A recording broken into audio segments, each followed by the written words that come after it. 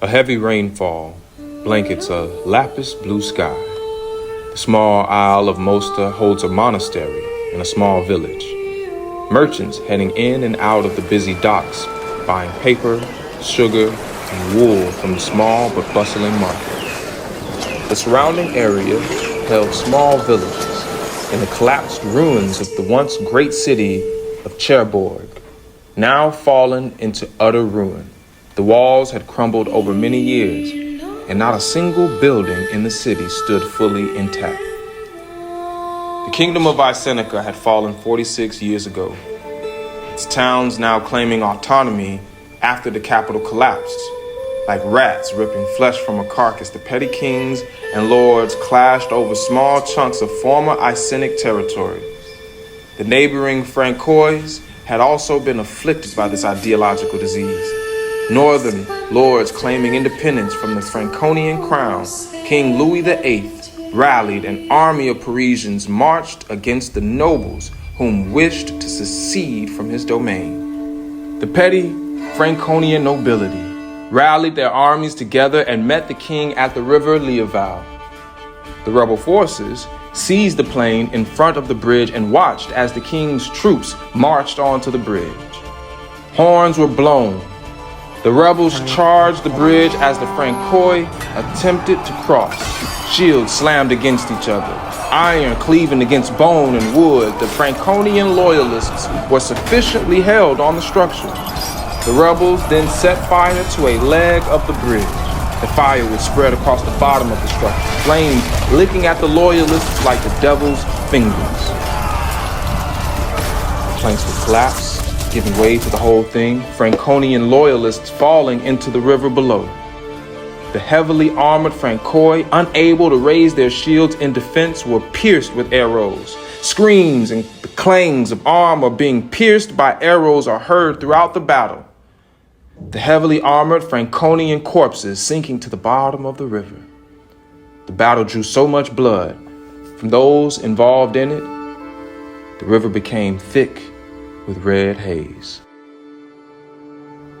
The Francois would continue down their spiral of decline for several years afterwards, the capital of Parisia coming under threat 3 times during this period of decline.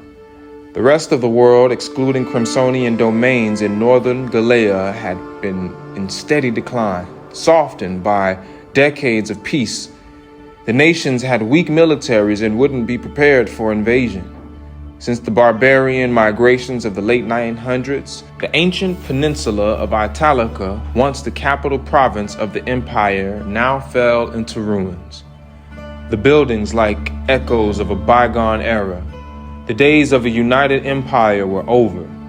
The former borders of the empire were now split by several major barbarian kingdoms, created from the barbarian migrants whom successfully conquered their lands. Each kingdom evolved from their tribal roots by now. They have become more civilized. Written law and complex traditions were now the norm. All kingdoms in the former Crimsonian Empire were now mainly Sullian, a faith created after the death of their prophet Solis. 4 kingdoms existed within Italica, although only 2 served a major role. The Papal State, small but home to the leading religious figure of Sullianism, and Anglonia, a large and powerful kingdom using the ancient Crimsonian city Ravonum as its capital, renaming it to Bostonia. The beautiful city of Sassanum glistened with the elegant monuments of a past age. The streets still carried with them an ancient form of architecture, no longer produced in any other part of the world. The city was the closest thing the last Crimsonians had to an ancient city to call home.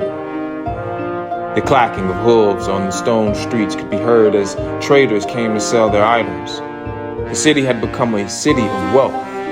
Poor folk simply did not live in Sassanum anymore. Taxes were too high, and housing in the city cost too much. However, the city was no longer the biggest or even most important imperial city. The city of Novia Dunham had come to engulf a large plain near a river. Its beginnings were the makings of a small town, now the largest city in all of Gallia. Built in a planned style, its streets were narrow and made of cobbled deep slate. The city was designed not as a rich colony like Sassanum, but it was simply a mega city. Most of the poor folk who didn't live in rural territory lived here. The city was far from perfect. The city had something nowhere else in the world did: organized street gangs. In the ancient city of Crimsonia, these were normal as well, but now these memories were only a faded dream to most.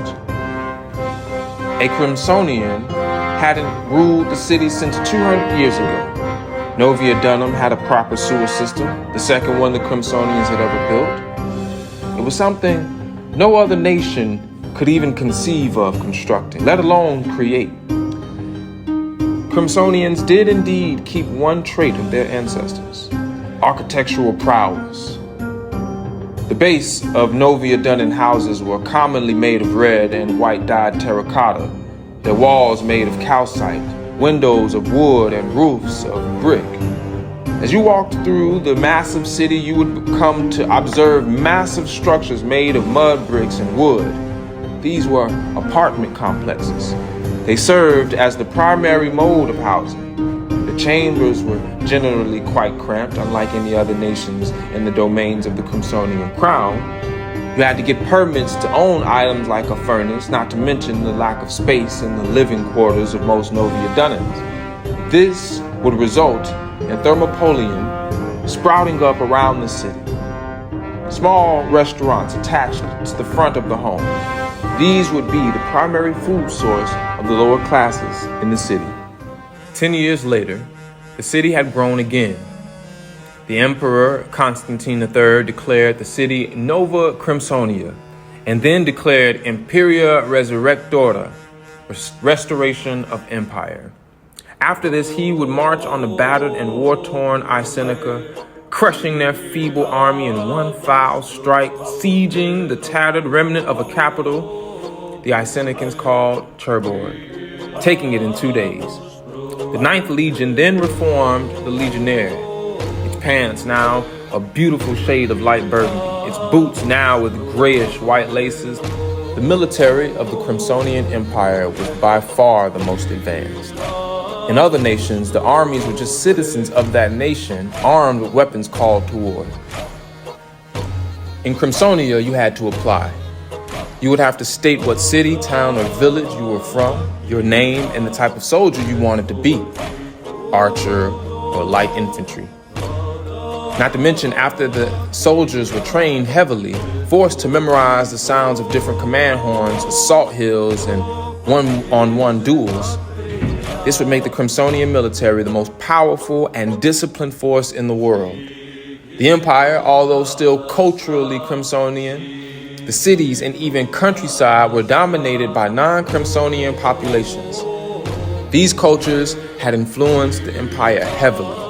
The empire would be almost unrecognizable to someone from the Crimsonian Republic, aside from some of the architecture, togas, and law systems. The technology of the empire was leagues ahead of any other nation now, while other nations like the Francois and Anglonians were attempting to mass craft wheat into bread. The empire had built machines that could grind wheat into flour. Then they built ovens in order to bake this flour into loaves of bread. Tasting superior to what the Crimsonian dubbed peasant bread, the Crimsonians would call these new loaves panis quadratus. This simple but delicious bread made up 30 to 40% of the entire diet of the city of Nova Crimsonia.